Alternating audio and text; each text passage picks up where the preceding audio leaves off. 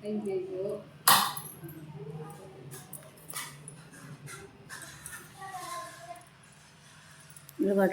పట్టుకోవాలి మరి ఇక్కడ ద్వితీయోపదేశ కాండము 11వ అధ్యాయము 12వ వచనము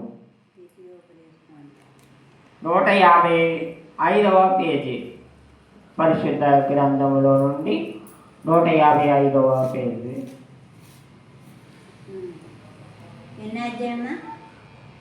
11వ అధ్యాయము 12వ వచనం.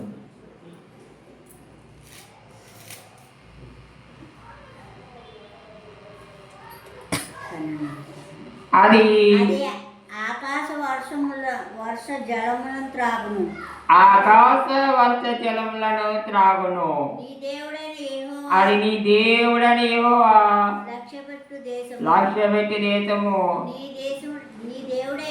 నీ దేవుడైన యెహోవా కన్నులు సంవత్సరాది మొదలుకొని సంవత్సరాంతం వరకు ఎల్లప్పుడు దాని మీద ఉండును. దాకా ఉన్నాడు. దేవునికి స్తోత్రం. హల్లెలూయా హల్లెలూయా. ఇక చూడండి, అది ఆకాశ జలం వర్ష జలములను త్రాగును. వర్షములు దేవుడు విస్తారంగా మనకి సమృద్ధిగా మనకు కురిపిస్తున్నాడు. 2 పంటలు మనకు పండించుకోవడానికి పుష్కలంగా నీళ్లు మనకి అందిస్తున్నాడు. ఒక్క సంవత్సరం కనుక వర్షం కురకపోతే ఏమవుతుంది? తింటాక మెతుకు కూడా ఉండదు. ఏ సంవత్సరమైనా అలా ఉందా? కరోనా కష్టకాలంలో కూడా వర్షం కురిసింది. లాక్డౌన్లో కూడా వర్షం కురిసింది. బయటికి రాని స్థితిలో మనం బెంబేలెత్తుతున్న స్థితిలో కూడా పంటలు పండించడం మానలేదు. రైతులు బయట తిరగడం మానలేదు. పంటలు పండిస్తూనే ఉన్నారు. దేవునికి స్తోత్రం. హల్లెలూయా. అంత లాక్డౌన్ చేశారు కానీ వ్యవసాయానికి మాత్రం లాక్డౌన్ చేయలేకపోయారు. పుష్కలంగా నీళ్లు దేవుడు మనకి ఇస్తున్నాడు. దేవునికి స్తోత్రం. ఒక్క సంవత్సరం కనుక వర్షం కురవకపోతే ఏమవుతుంది? మన పరిస్థితి ఏమవుతుంది? తినడానికి తిండి ఉండదు, పశువులకి మేత ఉండదు, ఏది కూడా ఉండదు. కరువుతో మనం అలమటించడం మొదలవుతుంది. కానీ చుట్టి మొదలుకొని ఎప్పటి నుండి ఆదామవ్వలు కలగజేసిన నాటి నుండి ఇప్పటి వరకు దేవుడు ఒక్క సంవత్సరమైన వర్షాన్ని ఆఫ్ చేశాడా? మరి దేవుని గొప్పతనం చూసారా? సృష్టికర్త మనల్ని ఎంత గొప్పగా ఆదరిస్తున్నాడు, ఎంత గొప్పగా ప్రేమిస్తున్నాడు. ఆయన మనల్ని ఎంతగా పోషిస్తున్నాడు చూసారా? ఎండయు గాలియు వరసములన్ మెండుగా మన ప్రభువిచ్చెనుగా. ఇస్తున్నాడా లేదండి? గాలి ఇస్తున్నాడు, ఎండిస్తున్నాడు, వర్షం ఇస్తున్నాడు. ఏ ఒక్కడైనా మనం తక్కువ చేస్తున్నాడా? లేదు. అన్ని సమృద్ధిగా పుష్కలంగా మనకు దేవుడు అందిస్తున్నాడు. దేవునికి స్తోత్రం. హల్లెలూయా. ఇంకా కిందికి వచ్చినట్లయితే నీ దేవుడని యెహోవా కన్నులు సంవత్సరాన్ని మొదలుకొని సంవత్సరాంతం వరకు ఎల్లప్పుడూ దాని మీద ఉండును. నీ దేశం మీదే కాదు, నీ గ్రామం మీదే కాదు, నీ ప్రాంతం మీదే కాదు, యావత్ ప్రపంచం అంతా కూడా. అర్థమవుతుందండి? ప్రపంచం అంతా కూడా కడిగితే ఎక్కడి వరకు ఉంది? ప్రపంచం అంతా కూడా కడిగితే చాటుతూనే ఉంది. ఈ రోజున చెబుతున్నా, దేవుణ్ణి ఆరాధించిన గ్రామం అంటూ, దేవుణ్ణి ఆరాధించిన బిడ్డలంటూ, దేవుని గురించి తెలవని ప్రాంతం అంటూ ఉండదా? మారుమూల పల్లెలకు సైతం వ్యాపించిపోయింది సువార్త. ఎక్కడెక్కడో ఉన్న పిల్లలు కూడా ఏం చేస్తున్నారు? ఈ రోజున ప్రార్థించి ప్రభువుని ఎరిగి సొంత రక్షకునిగా ఆయన అంగీకరించి ఏం చేస్తున్నారు? ఒకళ్ళుని ప్రార్థన చేస్తున్నారు. దేవునికి స్తోత్రం. హల్లెలూయా హల్లెలూయా హల్లెలూయా. అయితే ఈ రోజున దేవుని సువార్త ఎంతగా విస్తరించిందంటే ఆయన ఆ రోజున పడిన కష్టం ప్రయాస, ఆయన ప్రాణం పెట్టినటువంటి ప్రాణనాథుడు కాబట్టి, ఆయన ప్రాణం సమర్పించారు కాబట్టి ఈ రోజు సువార్త ఎంతగా విస్తరించింది. ఇంకా చూసినట్లయితే నీ దేవుడని సంవత్సరానికి మొదలుకొని కొత్త సంవత్సరం ఎన్నో సంవత్సరాలు, మనం ఎన్ని సంవత్సరాలు చూసామమ్మా? మీరైతే పెద్దవాళ్ళు 50 సంవత్సరాలు చూసి ఉండొచ్చు, 60 సంవత్సరాలు చూసి ఉండొచ్చు. మేమైతే 35 సంవత్సరాలే చూసాం. ఎన్ని సంవత్సరాలు? సంవత్సరానికి మొదలుకొని సంవత్సరాంత వరకు, సంవత్సరం చివరి నుండి మళ్ళీ మొదటి ప్రారంభం. ఎప్పుడు ప్రారంభమైంది? మరి జనవరి 1 న్యూ ఇయర్ వేడుక చేసుకున్నాం, అప్పుడు ప్రారంభమైంది.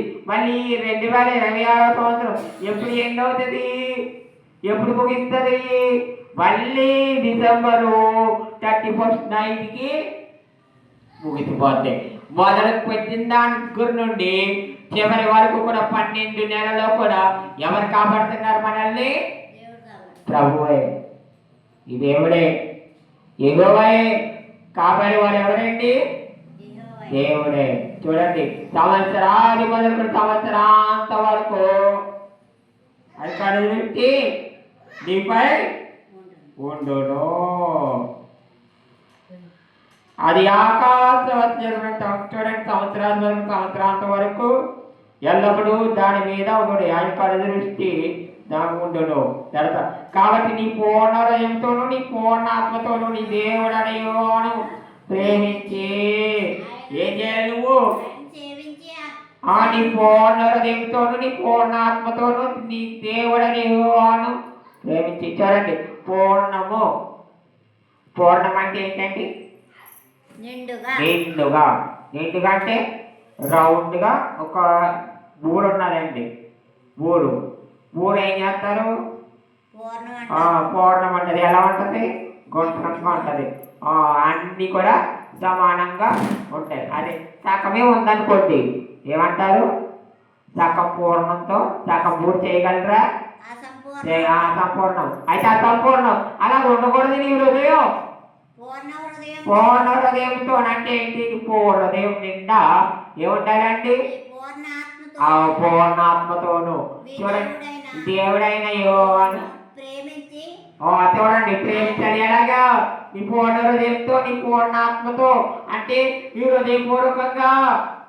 కొంతమంది అంటారండి, నాకు నా భర్త అంటే చాలా ఇష్టం, నాకు దేవుడి కన్నా నా భర్త ఇష్టం అంటారు.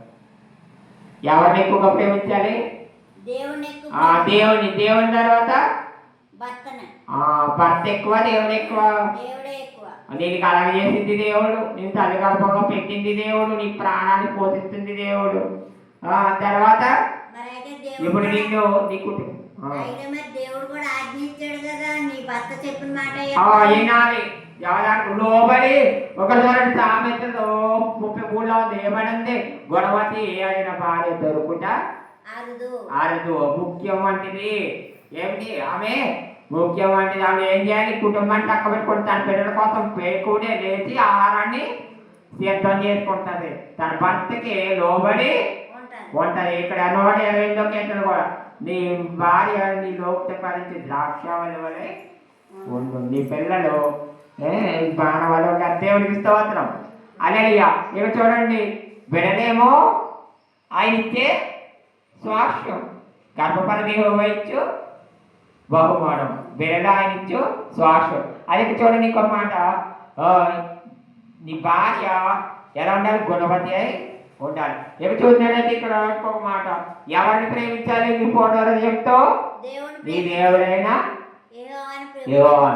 యెహోవాని నీ పూర్ణ హృదయంతో ప్రేమించాలి. తర్వాత దేవునికి స్తోత్రం. ఇప్పుడు బిడ్డలను ప్రేమిస్తున్నామంటారు, భర్తను ప్రేమిస్తున్నామంటారు. చూడండి, బిడ్డను ప్రేమిస్తున్నాం, భర్తను ప్రేమిస్తున్నాం, నాకు దేవుడి కన్నా వాళ్ళు ఎక్కువ వీళ్ళు ఎక్కువ అంటారు. మరి ఎవరు ఎక్కువ నీకు? దేవుడి తర్వాత ఎవరైనా. చూడండి, దేవునికి ఇవ్వాల్సిందాన్ని దేవునికి ఇవ్వకుండా ఎవరికి ఇచ్చిన సైతం ఏం చేస్తారు తెలుసా? మొత్తం కొమ్మర ఎత్తిపెడతారు. ఎవరిని ఎక్కువగా ప్రేమించాలి? దేవుణ్ణి ఎక్కువగా ప్రేమించాలి. దేవునికి స్తోత్రం. హల్లెలూయా. దేవునికి మనకి మధ్యవర్తి ఎవరు? యేసు ప్రభు. యేసు ప్రభు. దేవునికి స్తోత్రం. హల్లెలూయా హల్లెలూయా. ఆయన మధ్యవర్తి. మనం ఎవరు కూడా డైరెక్ట్ గా ఆయన్ని చూడలేం. ఆయనకి మనకి మధ్యవర్తి. చూడండి, మనకి ఆయనకి మధ్యవర్తి కాబట్టి మనం ఆయన దగ్గరికి చేరాలంటే, దేవుని కలుసుకోవాలంటే యేసు ప్రభు వారే మనకి మధ్యవర్తి. ఇప్పుడు మన మధ్యన ఇంకొక ఆయన ఉన్నారు. ఎవరైనా దేవునికి స్తోత్రం. హల్లెలూయా. ఇప్పుడు మనం ఎక్కడ ఇద్దరు ముగ్గురు నామమున ప్రార్థన చేస్తారో వారి మధ్యన నేనుంటును. ఎక్కడ ఇద్దరు ముగ్గురు నా నామమున ప్రార్థన చేస్తారో వారి మధ్య నేను వచ్చారు. ఇప్పుడు మన మధ్యన ఎవరు ఉన్నారు? ఇప్పుడు మనకి మహిమ కార్యాలు జరుగుతున్నాయన్న. ఆయన పరలోకానికి ఆరోహణమై వెళ్ళిపోతుంటే శిష్యులు అడిగారు. ఈ శిష్యులు ఏం చూస్తున్నారు? ఆకాశం వైపు. ఏం చూస్తున్నారు? ఆకాశం వైపు ఆయన ఆరోహణమై వెళ్ళిపోతుంటే వాళ్ళందరూ కూడా కూడికి నిలబడి అలాగే వెళ్ళిపోతుంటే పైకి చూస్తున్నారు. చూస్తుంటే దేవుడు అన్నాడు, దోతలు. ఎవరన్నారు? దోతలు. ఏమన్నాయి? ఆదరకర్త మీ మధ్య నుంచి వెళ్తున్నారు, ఆయన మీ మధ్య లేరని అనుకోవద్దు. అపోస్తల కార్యాల్లో ఉండదండి, మొదటి అధ్యాయంలో. మీ మధ్యన లేడని అనుకోవద్దు. ఆయన మీ మధ్యన ఉంటాడు. ఎక్కడిద్దరు కూడి ఉంటారు ఆయన నామాన్ని ఆయన వారి మధ్యన ఆయన ఉంటాడని అన్నారు. మరి ఇంకొక మాట అన్నారు. ఏమన్నారండి? ఏ రీతిగా ఆయన వెళ్తున్నాడో అదే రీతిగా ఆయన తిరిగి వస్తారు. ఎలా వెళ్తున్నారో అలాగే తిరిగి వస్తారు. ఏ రోజున వస్తారు? ఏ రోజున వస్తారు? దేవుడికి స్తోత్రం. హల్లెలూయా హల్లెలూయా. ఏ రోజున వస్తారు ఆయన? ఆ గడి అయినా ఆ దినమైనా తెలీదు. ఎవరికి తెలుసు? కుమారుడికి కూడా తెలీదు. ఎవరికి తెలుసు? తండ్రికి తెలుసు. మరి ఆలస్యం ఎందుకు అవుతుంది? ఇంకా అనేకులు మారాలని, సాక్ష్యంలోనికి నడవాలని ఆయన రాకడ ఆలస్యం అవుతుంది. దేవునికి స్తోత్రం. హల్లెలూయా దేవునికి స్తోత్రం. హల్లెలూయా. అయితే ఇక్కడ చూసినట్లయితే చూడండి, ఇక్కడ చూడండి. కాబట్టి నీ పూర్ణ హృదయంతో నీ పూర్ణ ఆత్మతోను మీ దేవుడని ప్రేమించి ఆయన చేయవలనని నేను మీకు ఇచ్చుతున్న ఆజ్ఞలను మీరు జాగ్రత్తగా విని ఎడల. ఏమి ఇచ్చారండి ఆజ్ఞలు? చెప్పగలరా ఆజ్ఞలు? మొదటి ఆజ్ఞ నీ పూర్ణ హృదయంతో నీ దేవుడని ప్రేమించాలి. రెండవ ఆజ్ఞ నీ దేవుని తప్పటి కూడా మొక్కకూడదు. అలాగే మూడవ ఆజ్ఞ అబద్ధం ఆడకూడదని, అదే నరహత్య చేయకూడదు. తర్వాత ఒక ఆజ్ఞ దొంగలించకూడదు. తర్వాత ఒక ఆజ్ఞ వ్యభిచరించకూడదు. ఇంకొక ఆజ్ఞ తల్లిదండ్రులకి విధేయులై సన్మానించాలి. ఇంకొక ఆజ్ఞ దొంగలించకూడదు, అబద్ధం ఆడకూడదు. అలాగే 10 ఆజ్ఞలు ఉన్నాయి. ఇంకొక ఆజ్ఞ వ్యభిచరించకూడదు, అబద్ధ సాక్ష్యాలు చెప్పకూడదు. నీ పొరుగు వాడిది ఏది ఆశించకూడదు. నీ పొరుగు వాడిది ఏది ఆశించకూడదు. ఇవన్నీ కూడా 10 ఆజ్ఞలు. ఈ ఆజ్ఞలన్నీ కైకొని నువ్వు నీతిగా దేవుని ఆరాధించినట్లయితే దేవుడు ఏం చేస్తాడు? నీకు ఉదంతలా అవసరదని దేవుడు అనుగ్రహిస్తాడు. చూడండి, సంవత్సరాలు మొదలుకొని సంవత్సరాంత వరకు ఆయన కళ్ళు దృష్టి నీపై ఉంటారంటారు. దేవుడికి స్తోత్రం. హల్లెలూయా హల్లెలూయా. చూడండి, ఆయన ఆజ్ఞలను మీరు జాగ్రత్తగా విని ఎడల మీ దేశమునకు వర్షము అనగా తొలకరి వానను కడవరి వానను దాని కాలమున కురిపించదను. అందువల్ల దేవునికి స్తోత్రం. హల్లెలూయా. తొలకరి వాన కడవరి వాన. తొలకరి వాన ఇప్పుడు కురుస్తుందమ్మా. తొలకరి వాన ఇప్పుడు కురుస్తుంది. అదే ఫస్ట్ జూన్లో. జూన్లోని కడవరి వాన తుఫాన్ వచ్చింది మొన్న. కొల్లు నలుపుకుంటున్నాడు. అక్టోబర్ దాకా కురుస్తూనే ఉన్నాయి. సంక్రాంతికి కూడా కుర్తే నేను ఒకటి చెప్పానమాట. సంక్రాంతికి కురిసింది, క్రిస్మస్ పండుగ కూడా కురిసింది. సంవత్సరం అయితే సంవత్సరం అయితే మొత్తం పంట పాడైపోయేలాగా వచ్చేసింది. దేవుడికి స్తోత్రం. అలాగే దాళ పంటగ మే నెలలో కూడా కుర్చేస్తాయి. దాళ పండుగ చేసుకుంటాయి. కడవరి వాన అంటే ఆంధ్రప్రదేశ్ తీర్థమయ్యే కుర్తుంది, ఎంగుల వాన అని కుర్తుంది, అది కడవరి వాన. దేవుడికి స్తోత్రం. అలాగే అలాగే అక్టోబర్ సెప్టెంబర్లో కురుస్తుంది అనుకుంటా. అయితే చూడండి, ఈ కడవరి వాన తొలకరి వాన ఆయా కాలాల్లో కురుస్తుంది. మళ్ళీ ఈలోగా పంటలు పండే టైంకి వస్తుంది పంటలు పాడు చేయడానికి. ఇవి వచ్చే ఈ తుఫాన్లు వస్తున్నాయి. వీటన్నిటిని ఏమంటారు? అకాల వర్షాలు. ఈ పాడు చేయడానికి వస్తూ ఉంటాయి. దేవుడికి స్తోత్రం. హల్లెలూయా. ఇక చూడండి, తొలకరి వాన కడవరి వాన ఆయా కాలాల్లో కురిపిస్తారంట. ఎప్పుడు? ఈ 10 ఆజ్ఞలు పాటించిన తర్వాత. ఏమన్నాడు? 10 ఆజ్ఞల్ని గైకొన్నాడలా తొలకరి వాన కడవరి వాన ఆయా కాలాల్లో కురిపించదను. తర్వాత చదవండి. మరియు నీవు తిని తృప్తి పొందినట్లు నీ పశువుల కొరకును నీ చేలయందు గడ్డి మొలిపించదను. నువ్వు తిని ఈ వర్షం వల్ల ఏమవుతుంది? నీకు నువ్వు తిని తృప్తి పొందుతున్నావు, మళ్ళీ నీ పశువులకి గడ్డి కూడా మొలుస్తుంది. తర్వాత ఇంకో మాట, మీ హృదయము మాయలో చిక్కి త్రోవ విడిచి ఇతర దేవతలను పూజించి వాటిని నమస్కరింపకుండా మీరు జాగ్రత్త పడండి. ఇక్కడ ఏం చేయమంటాడండి? మీ హృదయము మాయాలోచనలో. చూడండి, విశ్వాసులైన వారు కొంతమంది ఏమవుతున్నారు? చల్లారిపోతున్నారు, వెనక్కి తిరిగిపోతున్నారు, తప్పిపోతున్నారు, నిలకడగా నిలబడలేకపోతున్నారు. ఒకవేళ మా ఆలోచనలో తిక్కి మళ్ళీ వెనక్కి తిరిగి వెళ్ళిపోతే ఏమవుతుంది అంటున్నాడు? చూడండి, మళ్ళీ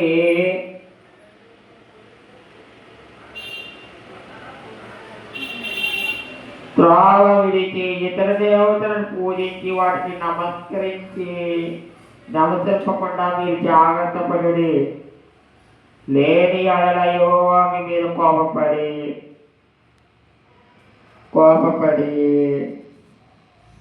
ఆకాశమును మూసివేయను, అప్పుడు వాన కురవదు. ఏం చేస్తానంటున్నాడండి? మీరు త్రోవ తప్పకుండా మళ్ళీ వచ్చిన దాంట్లో మళ్ళీ తిరిగి వెళ్ళకుండా ఏం చేయమంటాడండి? వెనక్కి తిరిగి చూడకుండా అంటే అందులో వచ్చిన వాళ్ళే కదా మనం. ఏం చేయమంటాడు? మళ్ళీ విగ్రహాలలోనికి వెళ్ళకుండా చూసుకోండి. ఒకవేళ వెళితే ఏమవుతుందంటారు? వెళితే యాత్ర వర్తమే కొడుతుందంట. చూడండి ఏమంటున్నారు? ఎన్నో వాక్యం? మీ హృదయం మాయలలో చిక్కి త్రోవ విడిచి ఇతర దేవతలను పూజించి వాటికి నమస్కరింపకుండా మీరు జాగ్రత్త పడుతుంది. లేని ఎడల ఏవో మీ మీద కోపపడి ఆకాశమును మూసివేయును. అర్థమనేది ఏం చేస్తాడు? ఆకాశాన్ని మూసివేయును. మూసివేస్తారంట. మూసివేస్తే ఏమవుతుంది? వర్షం ఇంకా కురవదు. వర్షం కురవకపోతే ఏమవుతుంది? భూమి పండదు. ఏవో మీకు ఇస్తున్న మంచి దేశమును ఉండకుండా మీరు శీఘ్రముగా నశించెదరు. దేవుడికి స్తోత్రం. ఆవిడ ఏం చేస్తుంది? భూమి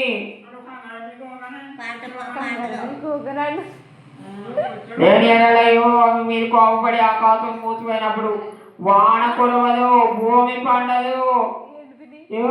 మీకు ఇచ్చుతున్నా ఆ మంచి దేశమున ఉండకుండా మీరు శీఘ్రంగా నశించెదరు. కాబట్టి మీరు ఈ నా మాటలను మీ హృదయముల్లోనూ మీ మనస్సులోనూ ఉంచుకొని వాటిని మీ చేతుల మీద సూచనలుగా కట్టడలుగాను అవి మీ కన్నుల నడుమ బాధికములుగాను ఉంచుకోవాలి. ఏం చేయమంటున్నాడండి? ఈ మాటల్ని సూచకగాను కట్టడలుగాను మన చేతుల మీద కూర్చొని పచ్చబొట్లు పడుచుకుంటున్నారు చూడండి. విజయరాజు అలాగా మన హృదయంలో భద్రపరచుకోమంటున్నాడు. దేవునికి స్తోత్రం. 1 గంట అయింది. హల్లెలూయా. మన బాస్కములు కాడ బాస్కం అంటే ఎక్కడ పడతారండి? నుదిటిని. నుదుటికి కట్టు. అలాగే బాస్కములు గాను చేతులకి ఇవన్నీ కూడా ఏం చేయమన్నాడు? ఈ వాక్యాన్ని ఎందుకు జాగ్రత్తపరచుకోమన్నాడు? ఈ హృదయంలో ఏంటంటే ఈ వాక్యం కూడా ఏం చేయమంటాడు? హృదయంలో భద్రపరచుకోమన్నాడు. ఒకవేళ భద్రపరచుకోకపోతే ఏమవుతుంది? ఆకాశం మూసివేస్తే ఏమవుతుంది? పంటలు పండవు, తినడానికి మెతుకు కూడా ఉండదు. దేవుడికి స్తోత్రం. హల్లెలూయా. ఇదిగో ఒకటి చూడండి, మన భారతదేశంలో పుస్తకాలంగా వర్షాలు కురుస్తాయి. 5 దేశాల్లో ఉన్నాయి అలాగా. అమెరికా, ఆఫ్రికా, ఆస్ట్రేలియా, ఐరోపా అంటారు. 5 దేశాల్లో పెట్రోల్ బాగా వాళ్ళు డెవలప్ అవడం కారణం ఏంటి? దేవుడికి స్తోత్రం. హల్లెలూయా. వాళ్ళందరూ అలా అంతగా సంపన్న దేశాలు అయిన వాళ్ళకి పెట్రోల్ వచ్చింది. మనకైతే వర్షాలు, పంటలు. దేవుడికి స్తోత్రం. హల్లెలూయా. మనకు అందరము తినడానికి, తృప్తి పొందడానికి పంటలు పుష్కలంగా పండుతున్నాయి. ఇదే ఇతర దేశాలకు కూడా పంపగలుగుతున్నాం. దేవునికి స్తోత్రం. హల్లెలూయా. మనకి పాలని, పంటల్ని, పశువుల్ని, పక్షుల్ని మనకి ఎన్ని ఇచ్చాడని దేవుడు? దేవతల రాసులని, జలచర రాసులని మొత్తం మనకు అన్నింటినీ కూడా బహుమానంగా దేవుడు అనుగ్రహించాడు. ఆకాశం, వర్ష జలాలను మనకు బహుమానంగా దేవుడు అందిస్తున్నాడు. మనం ఏం చేయాలి? ఆయన మాటకు లోబడి ఉండాలి. ఆయనకు విధేయులమై ఉండాలి. ఆయనకి భక్తి శ్రద్ధలతో ఆయన్ని పూజించే వాళ్ళపై ఉండాలి. ఎడమ కుడికి కానీ దేవునికి స్తోత్రం. హల్లెలూయా. కుడికి కానీ ఎడమకు కానీ ఎక్కడ మీ భక్తిలో విశ్వాసంగా ఉండాలి. అట్టి విశ్వాసము వాక్యం విన్న బిడ్డలందరికీ ఈ నూతన సంవత్సరపు యొక్క తొలి ఆరాధన, మొదటి ఆరాధనలో జీవించిన ప్రతి బిడ్డకును కూడి ఉన్న మనకును దేవుని కృప, దివ్యాశీస్సులు వెండిగా మనకును, మన పిల్లలకు, మన కుటుంబాలకు ఆయన ఆశీర్వాదాన్ని కలుగుతుంది. సదాకాలము తోడైంది నడిపించును గాక. ఆమేన్. ఓకే, ప్రార్థన అది కూడా ఎక్కేసింది ఇందులోకి. ముగ్గురు ప్రార్థన చేశాను. ఎక్కేద్దు మరి, నీ మాట కూడా ఎక్కేస్తా. అమ్మా 6 గంట అయింది. లైవ్లోకి వెళ్దాం, యూట్యూబ్లో పెట్టాలి.